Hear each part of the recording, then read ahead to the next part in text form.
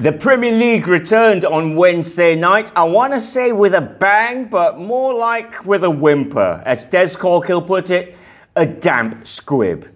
But still, a lot to talk about, and we're going to do it on this show for you. You can get in touch, follow us on social media. It's BFM Football on Instagram and on Facebook as well. Let me first introduce the guys. They're a good lot, they are. First up, Bob Holmes. Hi, Bob. There. Good to be back, just as the season's back. Yes, indeed. And hello to Craig Morraies as well. Hi, Craig. It feels like an age since we played a football match in the EPL. And I'm just glad to be back and doing the show with you guys. You and everybody else. And finally, Keeshaanan. Hello, Keesh. Guys, it's an absolute pleasure doing this again. There was a moment last night during the Sheffield United Aston Villa game when I wasn't even watching the match. Just hearing the noise and the commentary just made me feel at home all over again. Do you know what really got me? The Match Day Live logo. Yes. Yes. I totally get what you mean, Ross. All right. But sorry, Ross. What did you think of the pre-match advert or the promo that they put out? I thought that was really good. It was very good. It was very good. But I don't know. The crowd noises aren't as good as the way the Germans do it. And even for me, TV angles and all that. Maybe I'm too used to the Bundesliga now, but that's what I thought. Anyway, so many talking points. We're going to preview match day 30 for you. First up, the two midweek games then. It started off with Aston Villa 0, Sheffield United 0. And right, the big talking point, Bob, out of this game is the fact that Nyland carried the ball over the goal line. The referee's watch didn't go. The technology didn't work. VAR were plugging the kettle on to make a cup of tea or something. It's a shambles. But actually, you can't blame VAR for this one. It was the Hawkeye that got it wrong. VAR, but yeah, remember this. VAR gets the blame even when it's not to blame. I mean, this is the reputation it has. It was Hawkeye, but you've got to cut them a bit of slack. This was the first mistake they've made in 9,000 incidents that they have ruled, and it's been perfect for 8,999, and they happen to get it wrong on this very day that the season comes back. I think that's called Sod's Law, isn't it?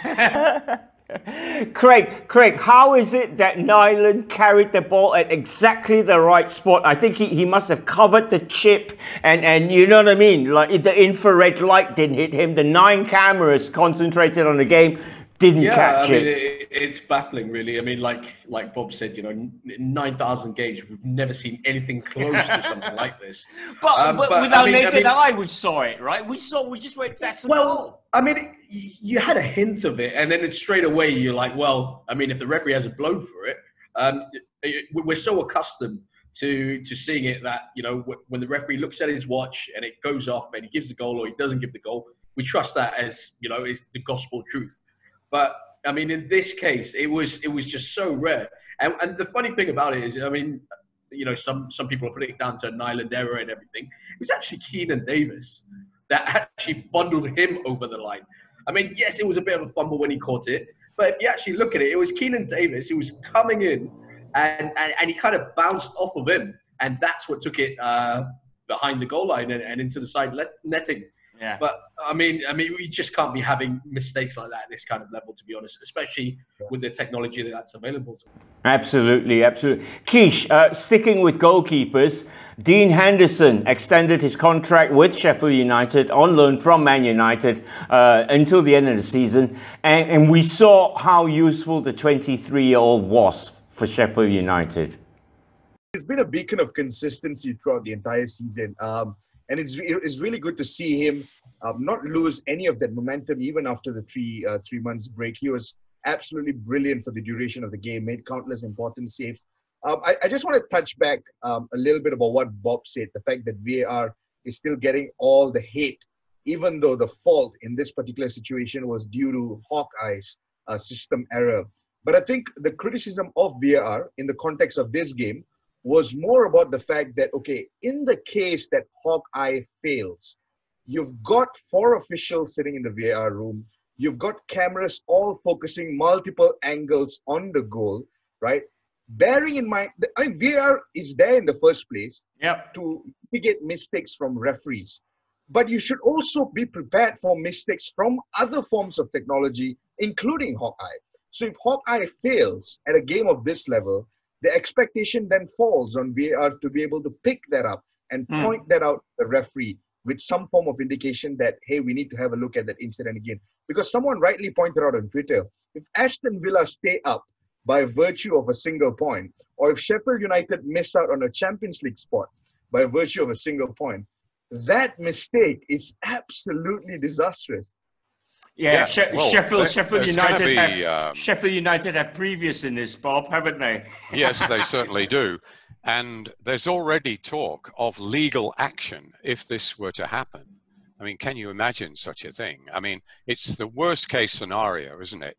Absolutely ridiculous. We've slammed VAR in the past, blameless on this occasion, but why wasn't it able to overrule that failure? Surely that is what it's there for. Agreed. And they were all sitting there looking at it.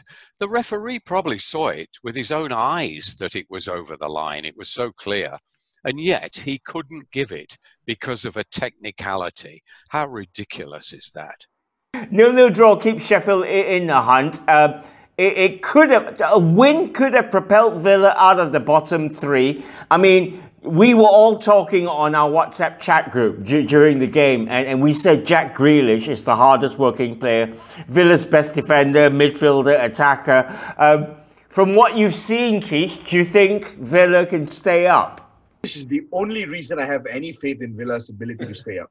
You take Grealish out of the equation, I think it's going to be really, really difficult. Even at this point with Grealish, it looked at certain points last night that it almost felt like a single-man team where he was just carrying the weight of the entire team. I think what's more frustrating about this Villa side is that they really, really just lack variety up front.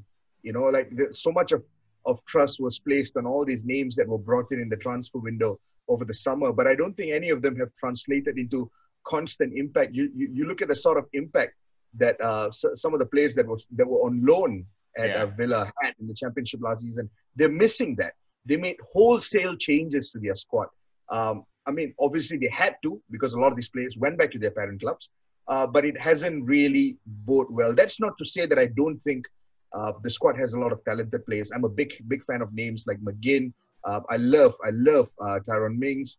I think it's just a matter of them finding their feet. And at the moment, they're struggling to do it. You take Grealish out of the equation, it's a subpar squad, honestly. Okay, well, sorry, Craig. Yeah. I mean, it's a club that spent 100 million. 100 million plus coming out of the Championship. And the bare minimum, when you spend that kind of money, would be to stay in the Premier League.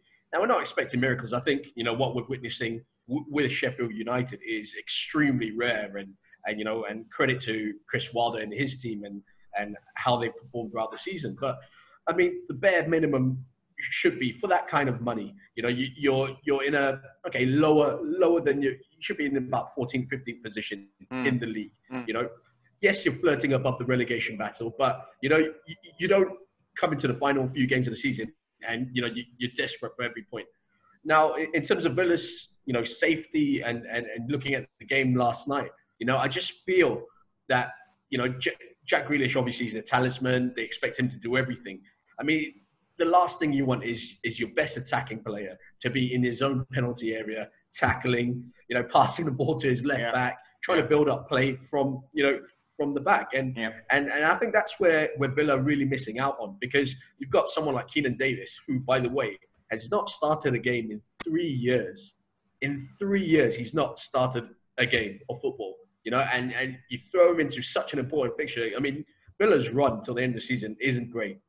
They've still got a lot of tough games to come. And I thought this, if they had any chance of surviving, this was a 3-pointer.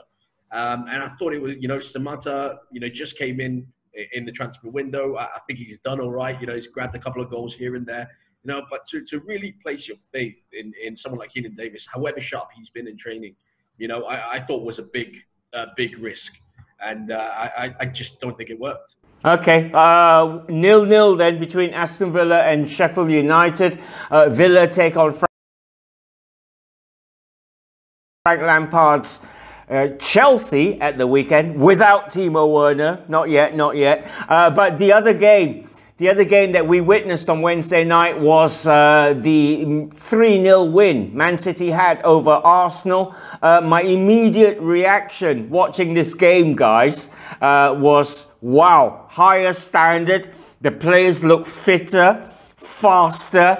But at the end of the day, Bob Holmes, it was a game we will remember riddled with mistakes by a certain David Luiz. A disaster class was one headline I read. I think that sums it up. He didn't even start the game. He came on as a sub, yet he managed to star in it. And I think the authorities should start thinking about crediting defenders or anybody with assists for the other team. I think there should be a new column. And I know who would be top of it. I mean, he got 2 last night.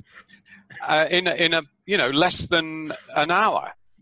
No, but I still maintain that the guy does have something to offer. But I think he is just being played in his wrong position. He is not a defender.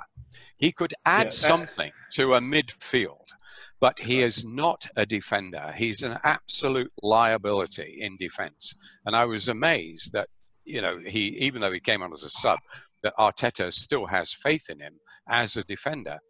But I think Pep outpsyched his old number 2 here. He was saying all week that, City, we're not ready for this. We haven't done the preparation. We haven't had a proper pre-season. And it lulled a lot of people, journalists included, into thinking that maybe Liverpool could actually clinch the title at the weekend, because City could lose this game to Arsenal with Arteta so much to prove against his old boss and all that. He'd have Arsenal up for it. And I genuinely thought that Arsenal had a chance in this going into the game. Yeah. But of course, it was just pure psychology. I mean, City were as good as they were at the end of last season when they left off. And it was no contest. The game was absolutely no contest.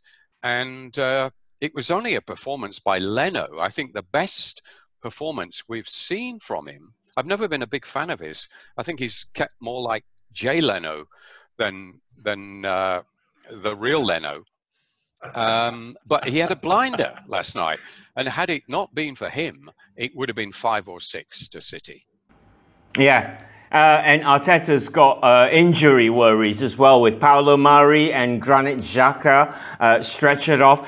Keish, let's focus a little bit on Man City before we wrap up the midweek look. Nothing's changed there. It's still powered by a certain Belgian, Kevin De Bruyne, and he looks great, doesn't he? Yeah, Kevin De Bruyne was incredibly sharp. Again, I go back to what Bob said, right? The fact that Guardiola was sort of playing those mind games. I'd like to think that was less mind games and more of Guardiola setting really, really, really high standards for his teams. And even if they weren't able to hit those high standards, they were certainly able to hit standards that were more than enough to completely outclass Arsenal last night. And I think what I'm more interested in watching Man City over the next couple of games is to just see where that sense of motivation comes from, knowing that Liverpool are so close to the title, but what exactly is driving them? I'm really fascinated to find that out, to see this side of Pep Guardiola's managerial ability, which is the ability to motivate his players when there's very little to be able to clinch, especially in the context of the Premier League at the moment. But as you rightly pointed out, Ross, I mean, it's business as usual with Kevin De Bruyne running the show. David Silva was brilliant. Raheem Sterling looked sharp as well. So it was a terrific Man City performance. Let's now look forward to match day 30 then, which actually kicks off tonight, Friday night. Norwich are the first team in action. We'll kind of skip past that one and preview the big one. Spurs against Man United. It's a 3:15 a.m. kickoff. Let's start with you, Craig, and Manchester United. How do you think the team... Well, there's been a lot of talk. Rashford's back from injury. Pogba's back with full training with the side. Rashford, apart from training, also, I think he's in line to become British Prime Minister, isn't he?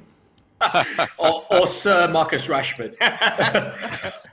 Yeah, no, it's. I mean, from Marcus Rashford's point of view, you know, it's been a hell of a week. It's been a roller coaster of the week. I think he's handled himself absolutely fantastically, you know, and he managed to push through what he was fighting for so hard. But back to the playing side of things, you know, I can't remember Ole Gunnar Solskjaer having such a fully fit squad, you know, this season. And, you know, you can say what you want about United and how far behind they are from Liverpool, from City. And it is a big distance. It's a distance that they definitely should not be.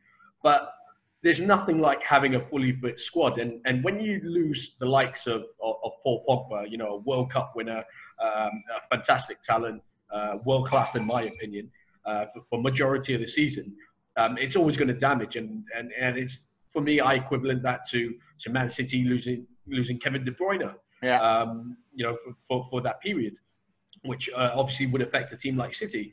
Looking into this game, and I just feel that, you know, United have something about them, you know, ahead of these stuff. Just before the lockdown, you know, they were in fantastic form, second in the form table, only to Liverpool. You know, beating Man City, that would have given them an extra edge, you know, just heading into this match against Spurs. Now, whether this takes the wind out of their sails a bit, you know, remains to be seen. But, you know, everyone's facing that. You know, everyone's kind of starting from scratch. So it'll be really interesting to see how Ole copes with this. Does he throw Pogba straight into it? I think, you know, if he does throw Paul Pogba straight into it, you know, I think people like McTominay and Fred, who have performed really well in his absence, you know, will feel hard done by. But I expect Pogba to feature at some point. I expect Rashford to start. Okay. Let's take a look at Spurs then. I want to say they've behaved during the lockdown, but we've all seen the papers. What Jose Mourinho has is a fully fit squad. Harry Kane is back, Bob. He's challenging. Son Heung-min is back. He's firing. They've got Bergwijn. They've got Lamela. They've got Lucas Moura. That's a lot of pace that could trouble anybody. A lot of talent too up front. Yes, it doesn't look too bad, does it? But let's not forget, Spurs were having a pretty poor season. I mean, they failed miserably in the Champions League, and they're sort of hanging on for a place in next season's Champions League. They haven't played with any discernible pattern. They haven't looked like a Mourinho team. They haven't been solid in defense. He usually brings that to the table, but he hasn't even brought that.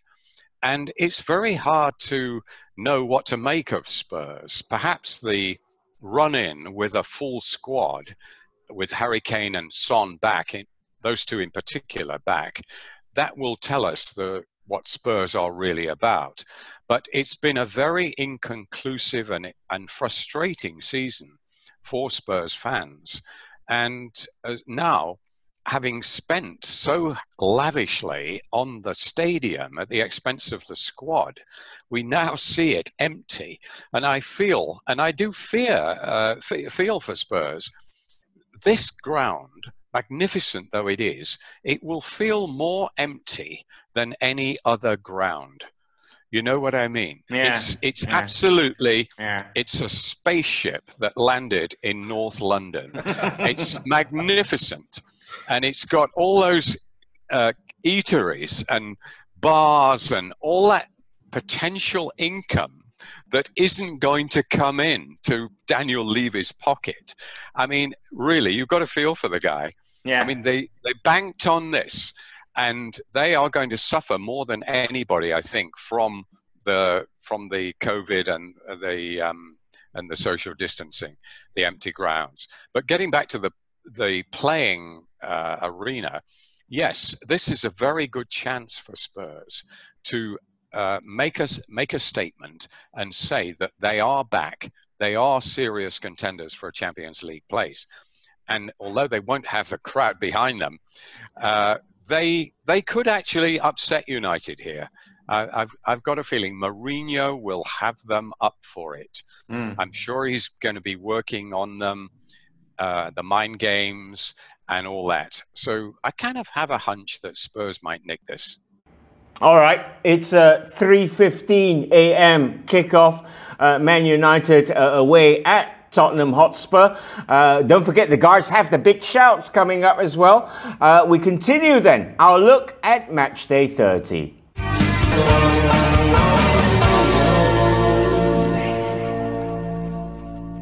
Okay then, Watford versus Leicester City is the early Saturday evening game, 7:30 p.m. kickoff.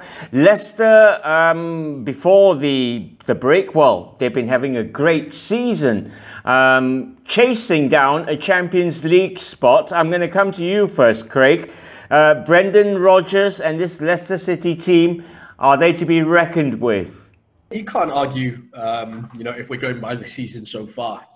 He's done a remarkable job to get Leicester to where they are in the league right now, which is in third place. And you look at the team and with Vardy up there, Maddison's having a great season. Harvey Barnes is coming to his own.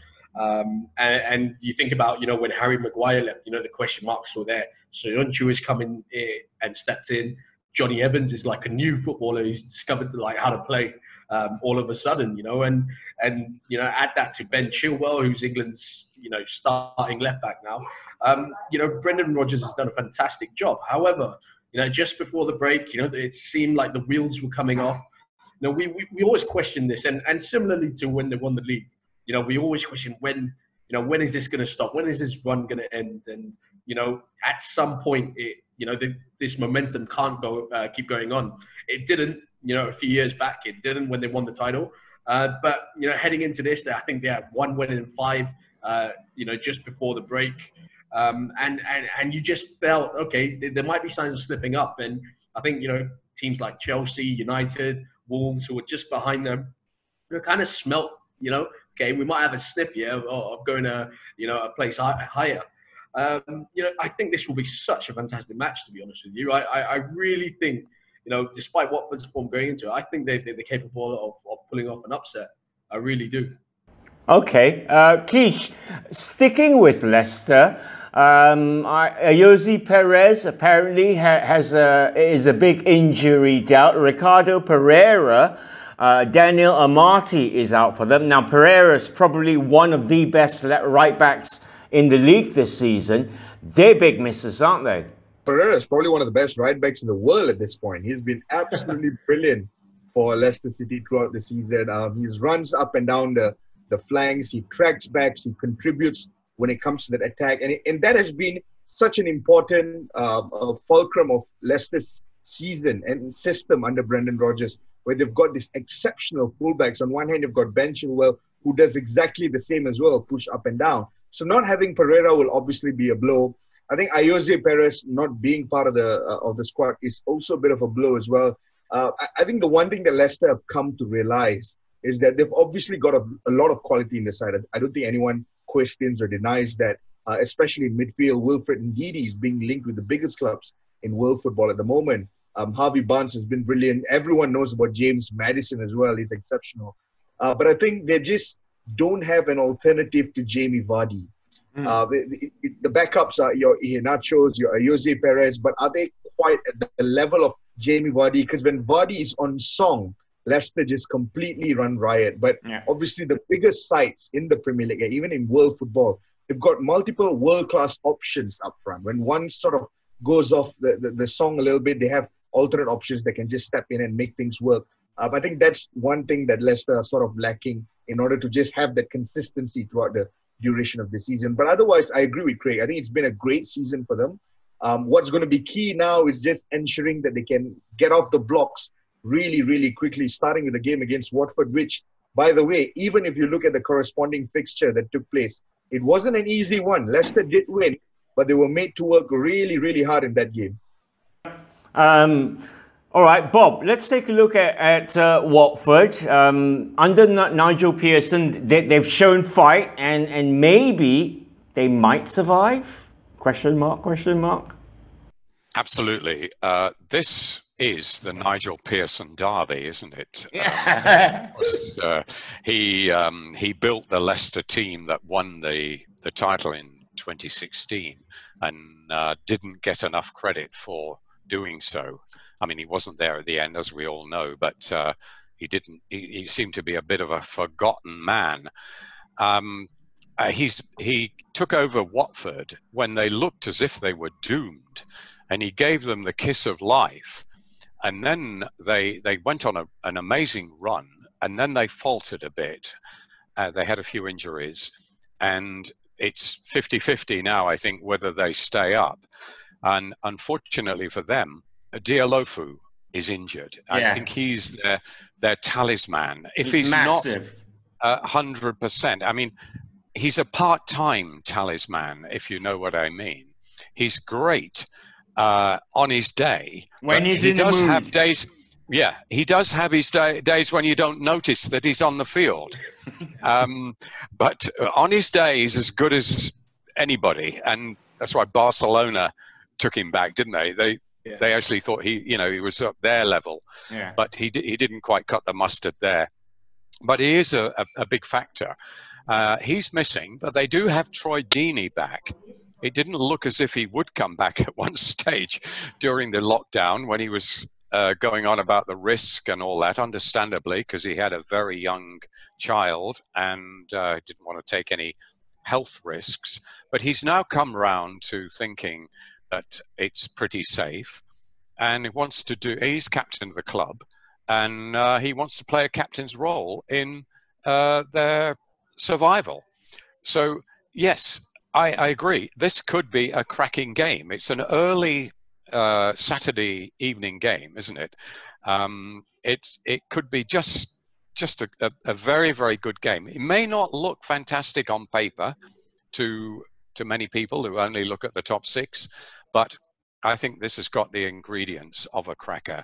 And I actually fancy Watford, even without Dialofu.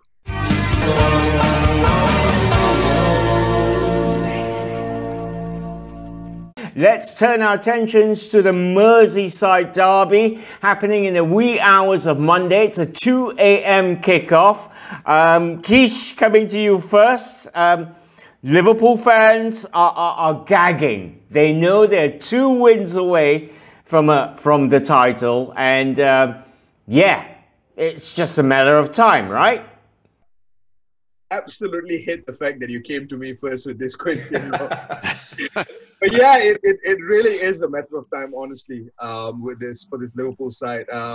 22 points is, we talk a lot about the fact that this restart is essentially like a whole new season, a whole new compressed version of a season, right? Where it's about who prepped best during the mini preseason, who is going to get off the blocks really quickly. But I don't think this context applies to Liverpool, simply because the gap is just too big.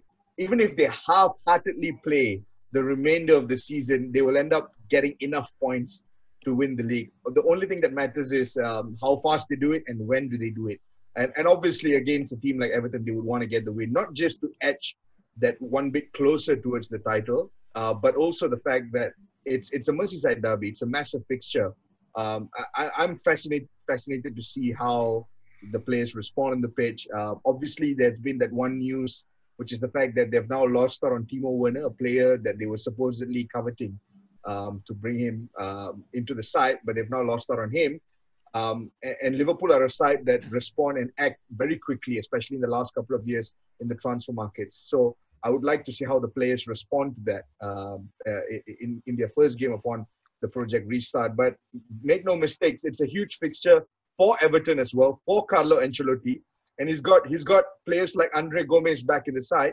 So this should be an absolutely cracker of a tie. But it's just a matter of time, really, Ross. It's not even a question anymore. It's just a matter of time. Okay, I'm coming to you now, Bob Holmes. What's Don Carlo going to have up his sleeve here? Theo Walcott's out. I don't know. Can he get Moise Keane firing? Well, I don't think Walcott would have been much to have up your sleeve, to be honest. He's been a flop, hasn't he? Basically, nothing like what we expected. No, I think Everton will actually be relieved that Liverpool can't win the title on their ground. I think had Man City lost last night, the other night, there would have been that possibility of Liverpool actually clinching the title there with a win. That can't happen now, although it's only probably going to be delayed a few days. I mean, it is a Merseyside derby, but a unique one. And I think the crowd have always played a massive part. And I think this is one of the games that will actually suffer or is in danger of suffering from the absence of a crowd. Yeah. I really think so. I mean, we've seen it in a couple of the German games. Borussia Dortmund and Bayern, for example, minus 80,000 people. And I think this may not quite have the atmosphere, certainly won't have the atmosphere. It probably won't have the high standard of play.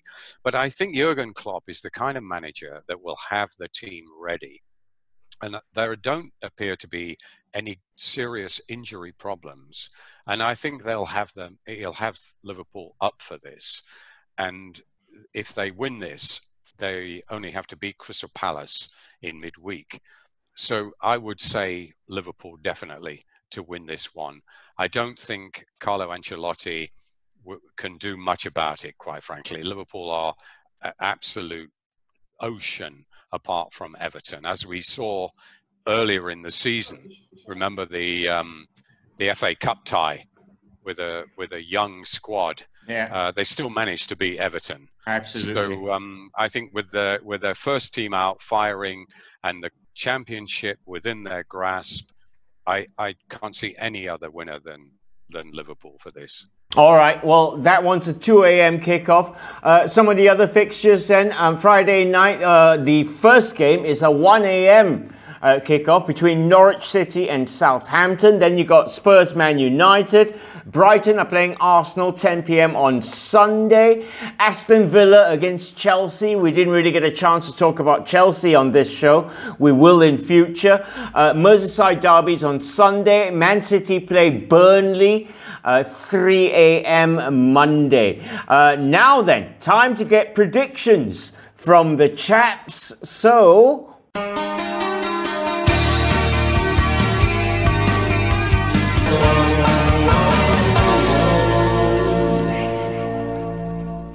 let's start with you, Craig Morraies.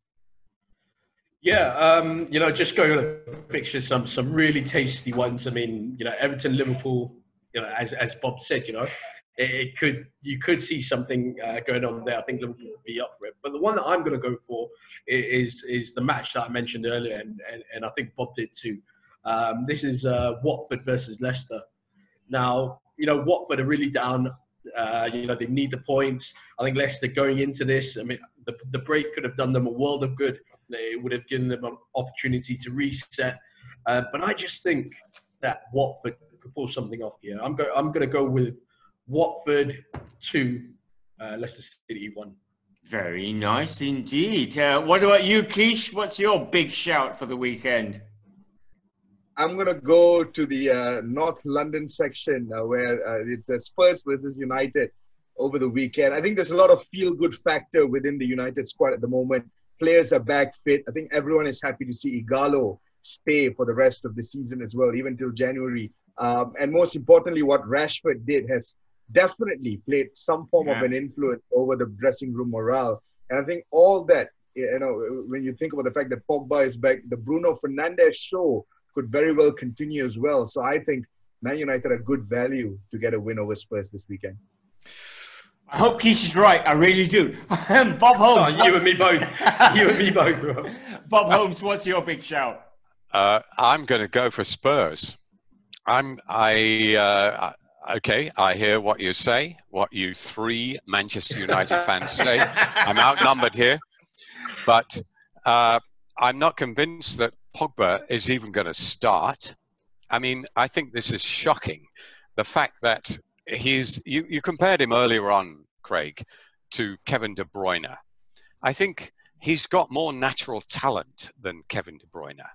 But to compare his influence and impact on the team to what Kevin De Bruyne has done at Man City, they're light years apart. Where has he been? It's not even been conclusively proved that he was injured. No, we haven't had. No, he was injured initially, but where was he for the second half of that long period? No, the guy's mind, his whole attitude is just not there. Okay, we've read that there's hope that there'll be a link between Bruno Fernandes and him, but they played practice matches with Fernandes' team against Pogba's team. I thought they should have been in the same side, shouldn't they? They were against West Brom. Well, okay, once or twice, but they did play on opposite sides. I thought every single moment, if you're trying to build a partnership, you should be building an understanding, and I don't think they've done that actually. I mean, on paper, it looks as if they should have an understanding, but potentially it's good. But I don't think they've got it yet. And as I say, I don't think he's even going to start. And I think Mourinho will have Spurs up for this. They've got Harry Kane back. I mean, Harry Kane. I mean, he's almost a forgotten man. Son.